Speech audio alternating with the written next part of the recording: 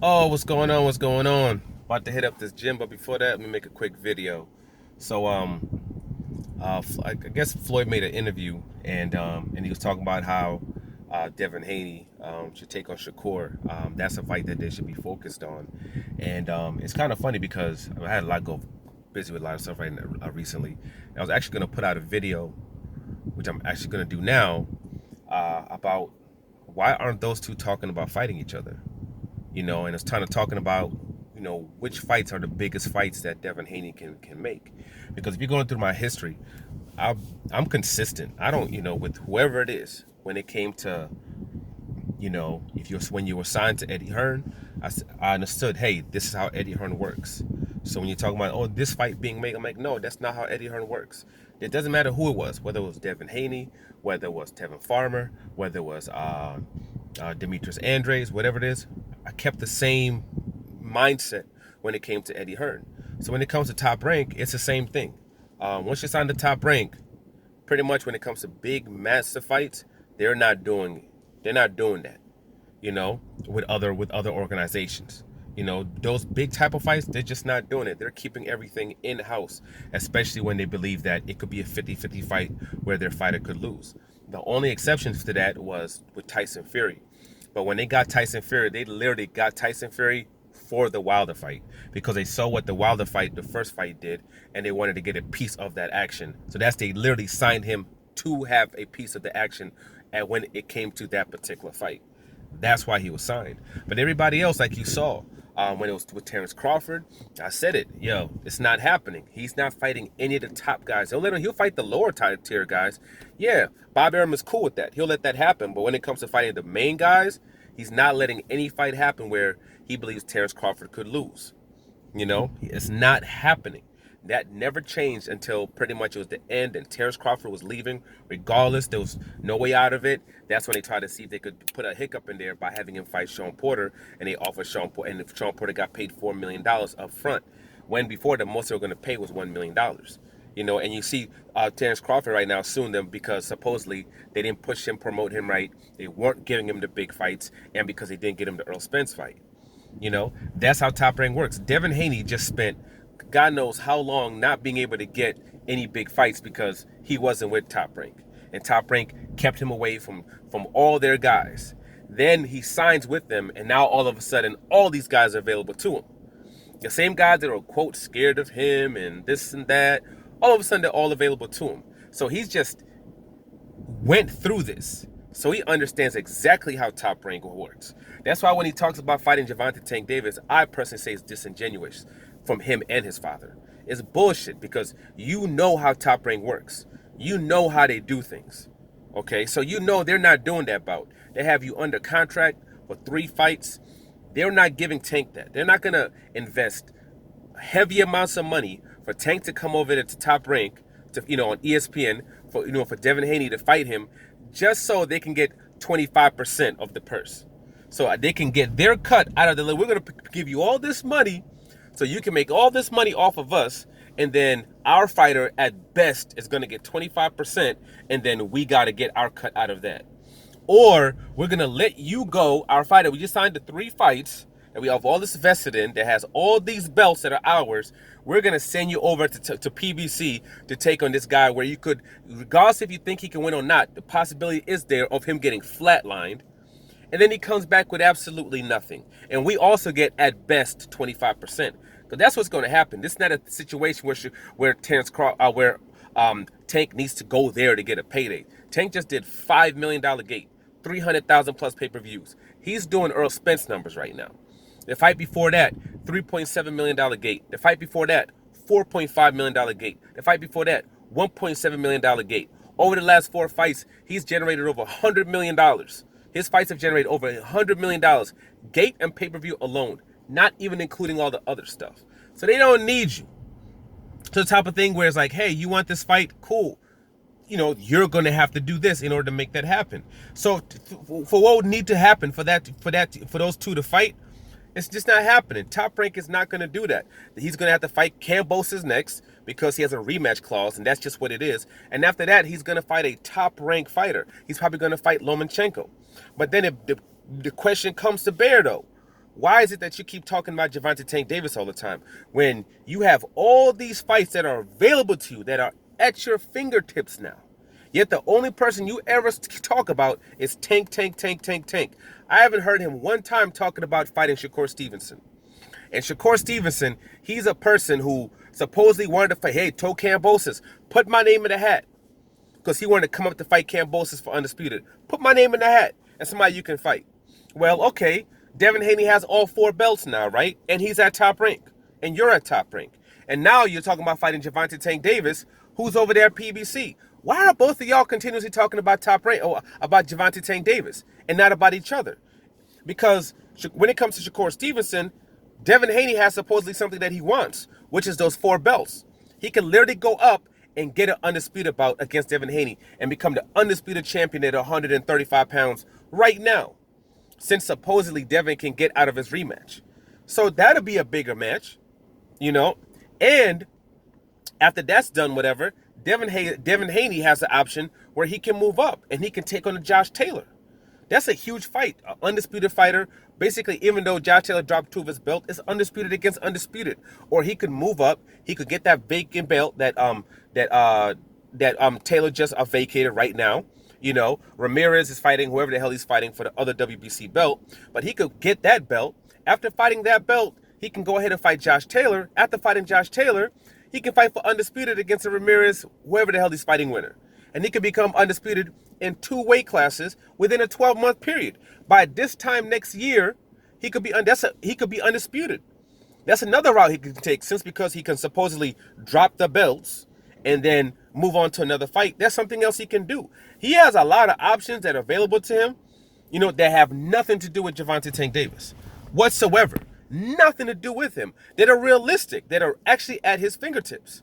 You know, but now Shakur Stevens talking about, oh, him and Devin, you know, one day they'll stop growing and they'll be at the same weight class. What are you talking about? You can move up. You're willing to move for Kambosos. You want to move for Tank, but all of a sudden now you and Devin, you'll just be at the same weight class one day.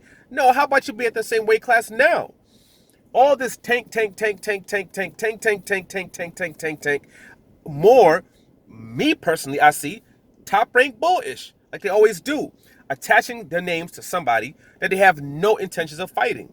And I'm not saying that Shakur wouldn't fight Tank. I'm not saying that Devin wouldn't fight Tank. I'm saying with the model, with Top Rank, the way that they work, those fights aren't happening. That's why Timothy Bradley never fought any of the PBC fighters. And Timothy Bradley said it himself, they're on the other side. We didn't do no business with them like that.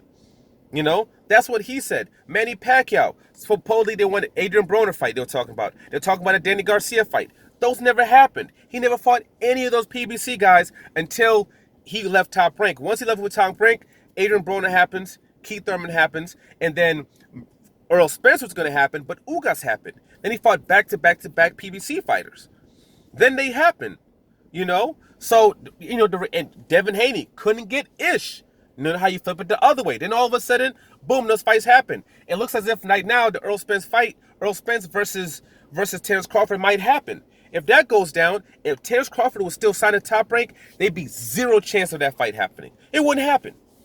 It would not happen. The way Bob Arum looked at it, hey, I can still use him for these dates. I'm getting this amount of money from ESPN. I'm able to steal mad money off of them from the back end, because he does. Like I said, Devin Haney will be suing Top Rank and Bob Arum 5-6 years from now for money that was stolen from him. That's just what it is. Shakur Stevenson probably will too, because they don't care about contracts. They're going to steal their money. And if you want to go to litigation for the next for years, they'll do that. They don't care. That's just how they roll. You know, so they're going to steal money from them. But, you know, so, you know, that's just what it is. So the reality is, instead of, what I hate, when I don't like more than anything, is plans being effed with, and fans being effed with and played with. You know, and people just run with this. Even though people understand exactly how these companies work and what they do, they just close their eyes to it for whatever reason. You know, and act as if, oh, this is what this is. I don't care who's saying what. I don't care what Floyd Mayweather's saying. I don't care what Top Rank is saying. I don't care what Devin Haney and his camp is saying. I don't care what Eddie Hearn says. I go by the history of them and how they do business.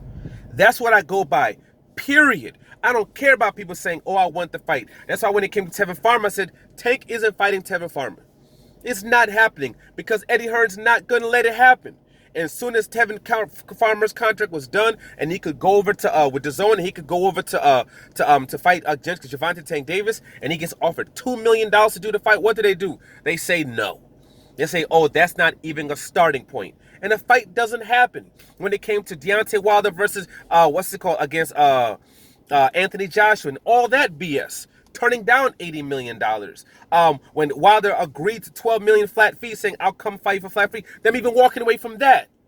Them doing, Luis Ortiz the way that they did when he was signed to Eddie Hearn. How they played him the way that they did. All this stuff. Top Rank. All these, supposedly, they want to do this fight with Manny. That fight with Manny never happened. Adrian Broner, who wanted to fight against, whatever the hell that, what the hell's that dude's name? Brandon Rios. He wanted to fight Brandon Rios. That fight never happened. When it came to Mares and oh my gosh, I'm forgetting names now. He just lost. Nonito Donaire. They're talking about 1 million, 1 point something million, 1.8 million. De La Hoya and Al Heyman, $3 million here in order to have him come over there to fight. Here's $3 million. We're gonna up you $1 million. We're gonna give your guy $3 million to do this fight. They said no. They ended up just doing Nonito Donaire versus Reagan Diao. That's why that fight happened. That's why that fight happened. Because they're like, yo, what's up? They didn't let it happen. Gervonta Tank Davis. You don't think Gervonta Tank Davis would have fought Burchelt? You don't think he would have did that fight? Or Valdez? Those guys fit. Fit. You know what I mean? Fit what supposedly Gervonta Tank Davis wants to fight, right? And even that 25% would have been way more massive than those guys facing each other. But did he even do that? No, he didn't do that. So my thing is just like, when we talk about this boxing thing, let's talk about, be realistic about what actually can happen. What actually is available to these people, looking at the history of these promoters and how they do business, But all this, all of a sudden, like acting as if these top-ranked guys are just available for Gervonta Tank Davis is bullish. It's straight up bullish. There's nothing about that history says that those fights can be made at all. Nothing at all. The fights that can be made is Devin Haney, Shakur, Kambosos, and Lomachenko. Those fights are possible. Devin Haney going up to 140 and having a hella amount of fights that are available for Tim. Those are possible. Okay? So since we know those are possible, and Devin Haney understands and knows exactly what he went through, why he couldn't get these fights, and seeing now that he's signed to Top Rank, all of a sudden now all these fights available to him, the fact that he just went through this, what's the motivation of all this Gervonta Tank Davis talk? What's the motivation? From Shakur and from Devin Haney as well. When you know how the people that you're assigned to work, I could understand him just kind of sitting back like saying, all right, yeah, I got this 3-fight deal, handling one situation. After handling that first fight, going on to the next fight. After this next fight with Kambosos, going and doing this last fight, getting out of that Top Rank contract, being free. Then after that saying, yo, I am free. This fight is done. I got these belts around my waist. I'm still undisputed. Let's make this happen. In that type of situation. But in this type of situation where you're locked in, which I don't understand. We went from Devin being in a slave contract and him basically possibly throwing his whole career away, and he can't do anything. He's put himself into an effed up situation. To all of a sudden he's able to just not fight Kambosos. He's able to go and fight Tank Davis. All these things are now supposedly somehow now available to him instead. All of a sudden now. No, man. The reality is no. The people at Top Rank, those guys are available to him, and Top Rank and Bob Arum are going to keep things in-house. They have a crazy amount of hella fights they can do with that kid.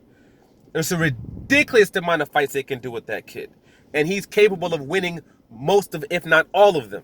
That means they can make money off this kid for years. And they're going to take that long money over that 25% cut any day of the week. So let's keep it real and stop the bullish. But that's just my opinion. Other people might have different opinions, but like I always say, one of my last things I always say, don't let the love of boxing blind you to reality, and don't let Bob Arum treat you like rocks and throw you in any directions. Like, subscribe, share. I'm out.